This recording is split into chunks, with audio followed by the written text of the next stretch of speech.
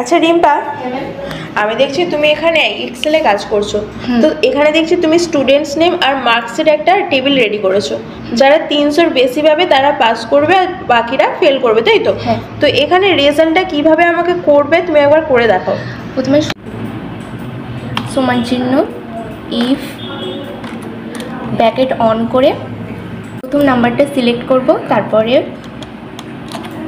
Greater than সমান 300 comma double invert কমার মধ্যে পাস লিখব, double invert comma close comma double invert comma ফের অন করে ফেল,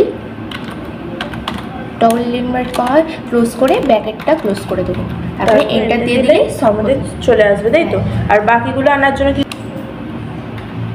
বাকিগুলো আনার জন্য প্রথম সেলটা সিলেক্ট করে তুমি এখানে অটোফিল করে দিচ্ছ, তাই তো? হ্যাঁ। বাহ, ভেরি গুড।